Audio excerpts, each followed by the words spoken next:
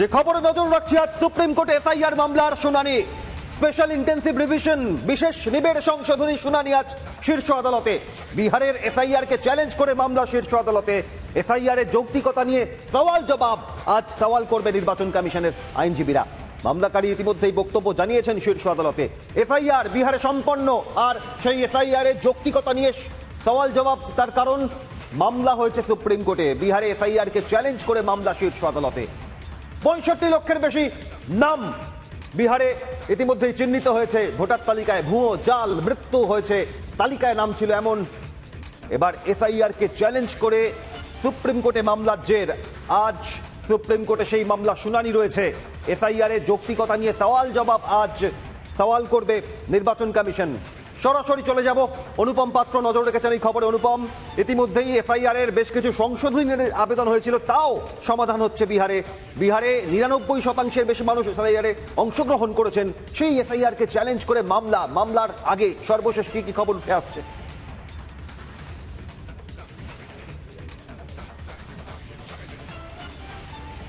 দেখো, আজকে দেশের শীর্ষ আদালতে এই মামলার শুনানি চলবে এবং এই শুনানিতে আজকে যারা বক্তব্য রাখবেন তারা হচ্ছেন নির্বাচন কমিশনের আইনজীবী। তারা এই বক্তব্যে যে বিষয়গুলোকে মূলত সুপ্রিম কোর্টের কাছে তুলে ধরবেন সেটা হচ্ছে যে বিহারে এই এসআইআর এর যে প্রক্রিয়া সেটা শেষ হয়েছে, কিন্তু এই এসআইআর এর কি যৌক্তিকতা রয়েছে, কেন প্রয়োজনীয়তা ছিল এসআইআর এর, যেভাবে একের পর এক ভুয়ো নাম ভোটার তালিকায় উঠেছে, বাংলাদেশি অনুপ্রবেশকারী বিভিন্ন পশ্চিমবঙ্গ ছাড়াও বিভিন্ন রাজ্যে ছড়িয়ে রয়েছে, যার মধ্যে বিহারেও তাদের আস্তানা পাওয়া গেছে। এই সমস্ত নামবাদের যে প্রক্রিয়া আগস্ট মাস থেকে চলছিল, সেই প্রক্রিয়া নির্বাচন কমিশন শেষ করেছে। কিন্তু যেহেতু মামলাকারীরা সুপ্রিম কোর্টে আবেদন করেছেন যে এই মামলা নিয়ে আলোচনা করা হোক এবং এই এসআইআর এর যৌক্তিকতা নিয়ে আলোচনা করা হোক, সেই কারণে সুপ্রিম কোর্ট এই মামলা শুনছে।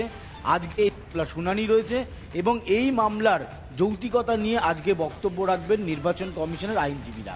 পাশাপাশি তোমায় জানিয়ে রাখি যে এই এসআইআর নিয়ে এখনো পর্যন্ত বিহারে কিন্তু কোনো রাজনৈতিক দল তারা অভিযোগ দায়ের করেনি।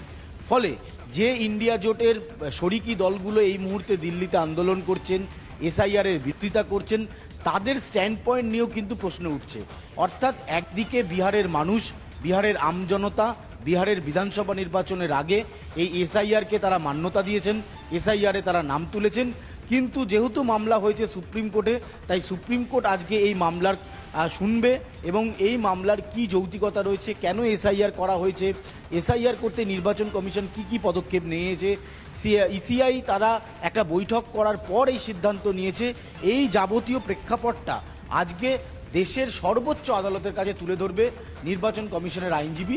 সেই মামলার দিকে কিন্তু আজকে দিনভর নজর থাকবে যে তারা এসআইআর নিয়ে কি বলছেন। কারণ আজকে সুপ্রিম কোর্টে তারা যা বলবেন, এই একই ব্যাখ্যা পশ্চিমবঙ্গেও যদি কোনোভাবে এই মামলার সুপ্রিম কোর্টে যায় বা কোনো মামলাকারী তারা মামলা করেন, এই এক ব্যাখ্যা কিন্তু পশ্চিমবঙ্গের পশ্চিমবঙ্গের ক্ষেত্রেও এবং গোটা দেশের ক্ষেত্রেও নির্বাচন কমিশনের যারা আইনজীবীরা রয়েছেন তারা আজকে সুপ্রিম কোর্টে বলবেন। একেবারে অনুপম, এখান থেকে এসআইআর এর প্রেক্ষিতে বিহারে যখন প্রায় 65 লক্ষ নাম যা দেখা গেল যে মৃত্যু হয়েছে বহু বছর আগে, ভুয়ো নাম তালিকা, সেইখান থেকে দাঁড়িয়ে এই এসআইআর এর বিরোধিতায় যখন ইন্ডি জোটের অন্যান্য দল তারা অভিযোগ জানাচ্ছিল, কিন্তু সংশোধনীর ক্ষেত্রে 17,000-এর বেশি সংশোধনীর আবেদন, সেখানে বিরোধী শরিকরা ইন্ডি জোটে তারা কেউ আবেদন করলো না। অর্থাৎ এসআইআর যে খুব সুনিপুণভাবে, খুব নির্দিষ্ট নিয়ম মাফিক একেবারে স্বচ্ছ তালিকা তৈরির ক্ষেত্রে কার্যকরী ভূমিকা নিয়েছে, সেটা এক প্রকার তারা স্বীকার করেছেন।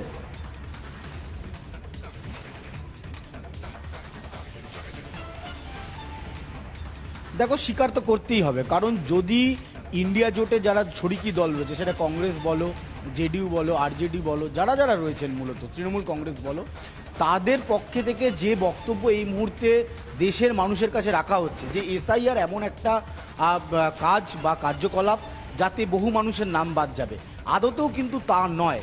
আদতে হচ্ছে যারা বৈধ, যারা ভারতীয়, যাদের নাগরিকত্ব নিয়ে কোনো সংশয় নেই, যাদের বিভিন্ন পরিচয়পত্র আছে, তারা এসআইআর থেকে নাম তুলছেন এবং তারা কোনোভাবে বাদ যাচ্ছেন না।